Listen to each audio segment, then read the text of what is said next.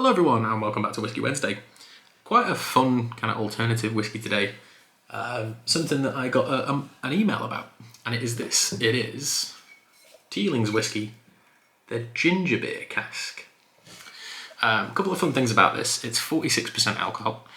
The website I bought it from said it was non-chill filtered, but I can't really find anything about that on the label. There also isn't any EU declaration to say it contains colouring either, so one will assume it is also natural colour. Fun story about this.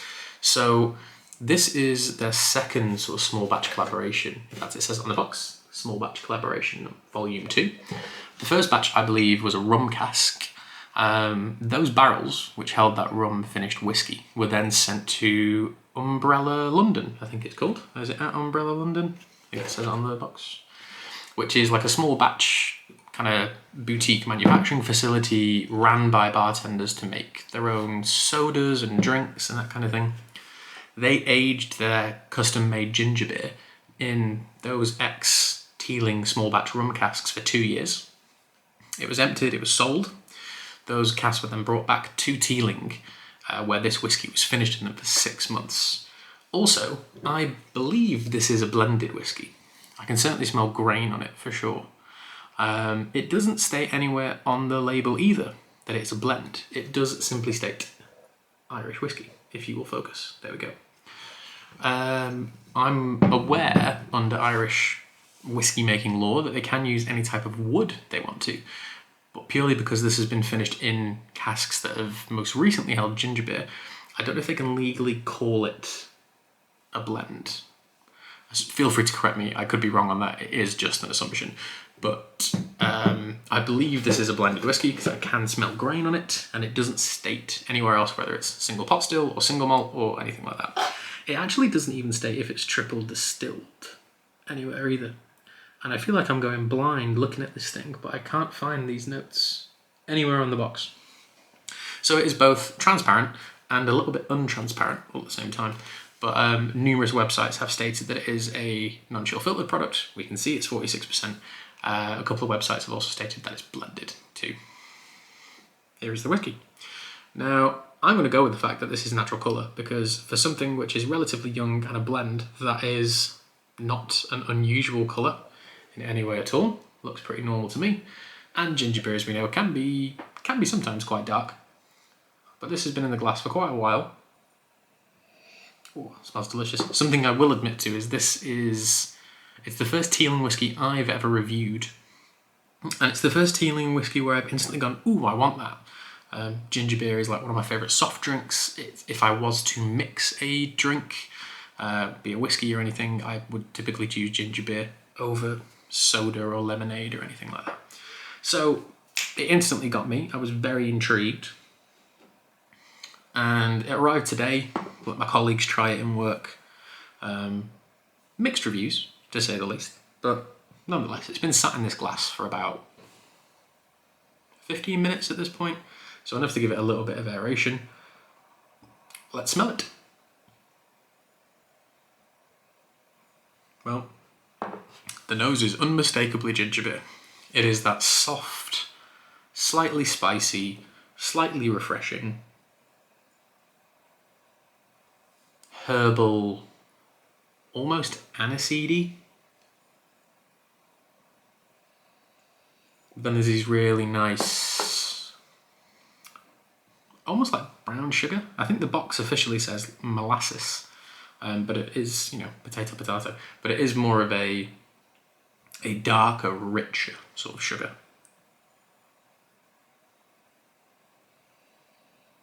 And there's almost like the fizziness of ginger beer too. It might just be a connotative thing because you can smell ginger beer, so therefore typically it's fizzy.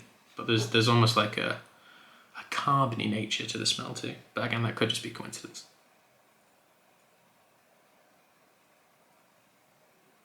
There's no typical classic Teeling smell.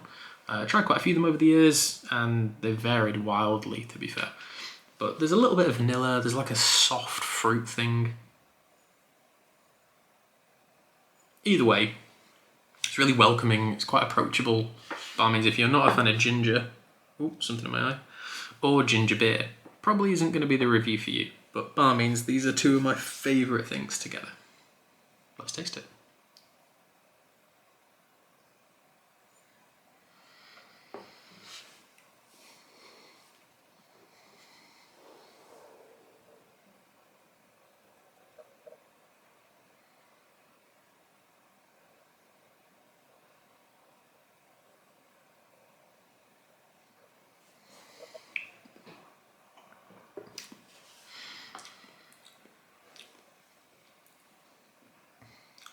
Happy to report the ginger beer thing, the flavour profile, does maintain throughout all of it. And there's not much more else to say other than the fact it does just taste like ginger beer. The initial arrival is quite sweet, it's very soft, even for 46%. And it has these tingling, tangy, it feels like a strange word to use, but almost like a tart spice profile to it. It arrives with this little bit of cinnamon and those brown sugar notes and almost like a nutmeggy vanilla kind of thing. But they're quite bright, like they're not like subdued, and I describe those flavours as more sort of bassy. They're quite intense flavour profiles, but they seem to be a bit up here, they're a bit elevated. Following through, the grain from the blend really starts to kick in. You do get that slight plasticky thing that you get with grain whiskey, certainly in blends, but I don't mind that really. And the use of the ginger beer and the way this is finished, you would almost be pulled into the belief that there was the tiniest bit of smoke in it.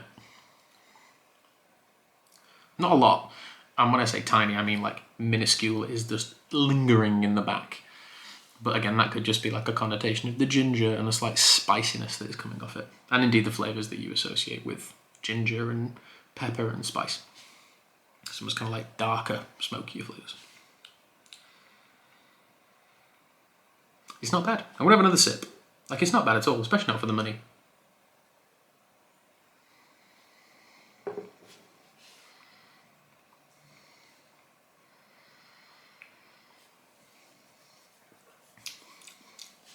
Yeah, more of that cinnamon thing now. Cinnamon, ginger, naturally. And then you do get a little bit of the heat from the blend. As I say, it's a non-age dated whiskey. I don't know if anyone knew the age of the previous one that was in rum casks. I'm going to take a gander and say this is probably at most 6, maybe 7 years old.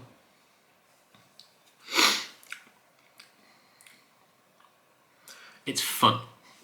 It's fun, it's good for the money. I think with shipping I ended up paying about 50 quid.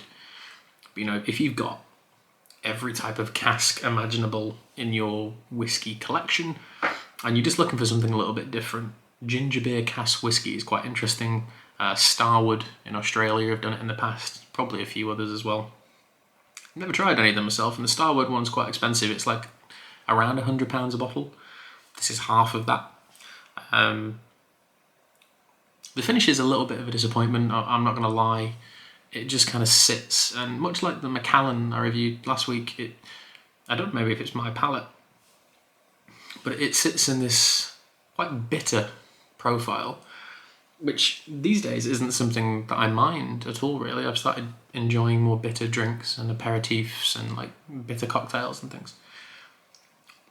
But there's not like a trace of that sweetness anywhere, which is a little bit, not frustrating, but it's a bit of a letdown, I will say. But I think if you're looking for something just a little bit fun and you don't want to break the bank, as we all know, January is a particularly long month, this really does it. I think it's quite interesting. It was bottled in January 2022, so it's been out for a year. An important point, I forgot to mention that there are only 700 bottles of these.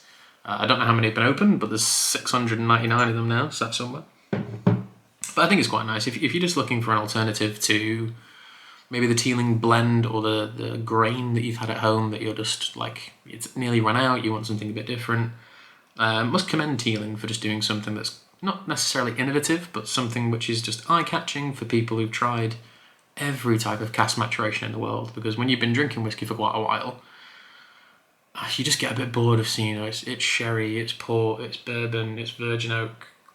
Well, that's a lie. I never get bored of seeing whiskey matured in virgin oak, but you know what I'm getting at. Overall, I'm going to give it a 7.